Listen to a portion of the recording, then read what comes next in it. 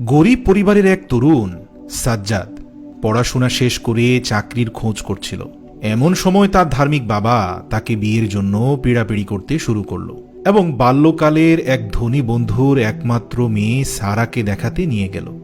মানসিকভাবে বিয়ের জন্য প্রস্তুত ছিল না সাজ্জাদ, কিন্তু সেখানে গিয়ে সারাকে দেখে সাজ্জাদের খুব পছন্দ হলো এবং তাকে নিজে থেকে বিয়ের প্রস্তাব দিয়ে বসল।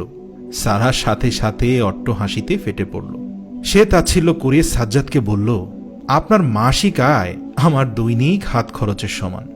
সাজ্জাদ ভাই, আপনি কি করে আশা করলেন আমি আপনার মতো এক সাধারণ ছেলেকে বিয়ে করব?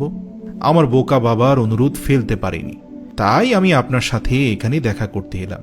দেখুন, আপনি আমার কথা ভুলে যান আর এমন কাউকে বিয়ে করুন যে কিনা আপনার ওই 25,000 টাকার বেতনে জীবন কাটিয়ে দিতে পারবে। সাজ্জাদের হৃদয় ভেঙে গেল।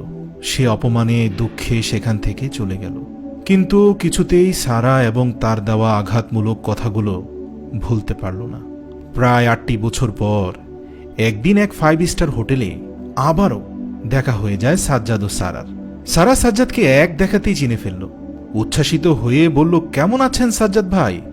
সাজ্জাদ সারার দিকে নজর পড়তেই চোখ সরিয়ে মাথা নিচু করে নিল, কারণ সেদিন সে বিয়ের কনে দেখছিল, কিন্তু আজ সারা অন্যের স্ত্রী এবং একজন বেগানা নারী।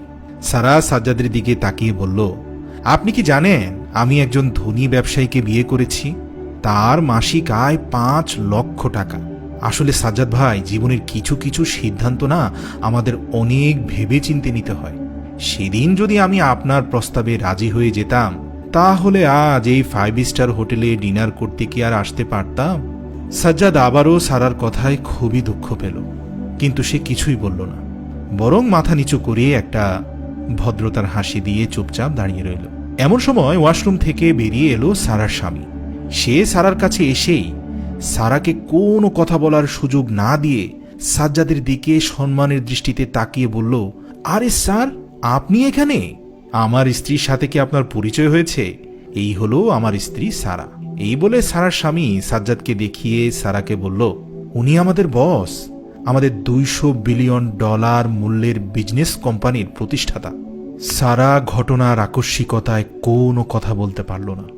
সাজ্জাদ কিছুটা বিব্রত হয়ে গেল, কারণ সামনাসামনি তার কিছু প্রশংসা হয়েছে। তাই তাদের কাছ থেকে বিদায় নিয়ে অন্য একটি টেবিলে গিয়ে বসল। মূলত একটি বিজনেস মিটিংয়ের প্রধান অতিথি হয়ে এই রেস্টুরেন্টে এসেছে সাজ্জাদ, আর এই হোটেলের বাকি সব অতিথি সাজ্জাদের মিটিংয়েরই অতিথি। সারা ও তার স্বামী অনেকক্ষণ সাজ্জাদের দিকে ভিন্ন ভিন্ন দৃষ্টিভঙ্গি নিয়ে তাকিয়ে থাকল। একসময় কাঁপা গলায় সারা তার স্বামীকে জিজ্ঞেস করল, উনি আসলে তোমার বস? স্বামী বলল, উনি আমাদের কোম্পানির বস। মানুষটি খুবই ভদ্র ও বিনয়ী।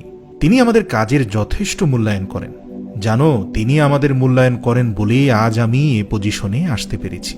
কখনোই আমাদের সাথে খারাপ ব্যবহার করেন না। অথচ তার জীবনে খুবই দুঃখের একটি ঘটনা আছে।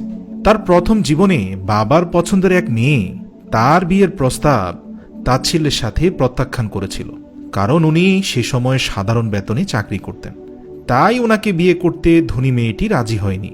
কিন্তু মহান আল্লাহর অশেষ রহমত আর মেহেরবানিতে নিজ বুদ্ধিমত্তা আর কঠোর পরিশ্রমের কারণে আজ তিনি একজন সফল ব্যবসায়ী হয়েছেন।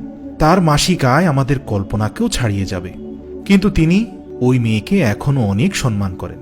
প্রায় বিজনেস মিটিংয়ে সেই মেয়ের কথা বলেন। তিনি মনে করেন সেই মেয়ের আঘাত তাকে আজ এই অবস্থানে নিয়ে আসতে সাহায্য করেছে। এছাড়াও স্যার ওনার বর্তমান স্ত্রীকে অনেক ভালোবাসেন, কারণ তিনি স্যারের কঠিন সময়ে স্যারকে মানসিক সাহস জুগিয়েছেন এবং তিনি অনেক ধার্মিক ও দানশীলা একজন নারী। চিন্তা করে দেখো, সেদিন যদি ওনার প্রস্তাবে ওই মেয়েটি বিয়ে করতে রাজি হতো, তাহলে সে মেয়েটি আজ একজন বিলিয়নিয়ারের স্ত্রী হতে পারত। সারা কিছুক্ষণ চুপ থেকে মৃদু স্বরে বলল, আসলে সে মেয়েটি তোমার স্যারের যোগ্যই ছিল না। আর মহান আল্লাহ সকলের মনের খবর জানেন। অযোগ্য লোককে কি আর যোগ্য স্থানে বসাবেন? প্রিয় দর্শক, কোনো মানুষের শুধু বাইরেরটা দেখে তাকে বিচার করবেন না, কারণ কার মধ্যে কোন প্রতিভা লুকিয়ে আছে তা জানতে হলে আপনার মানুষটিকে ভালোভাবে জানতে হবে। আর কারোর সামাজিক অবস্থান বা অর্থনৈতিক অবস্থান নিয়ে তাচ্ছিল্য করবেন না, কারণ কে জানে মহান আল্লাহ কার অবস্থান কখন পরিবর্তন করে ফেলেন। মনে রাখবেন, আমরা শুধু গল্প শোনাচ্ছি না, আলোর পথ দেখাচ্ছি। আলোর পথের একটি ভিডিও শেয়ার করার মানে হচ্ছে আপনিও আলোর পথ দেখাচ্ছেন।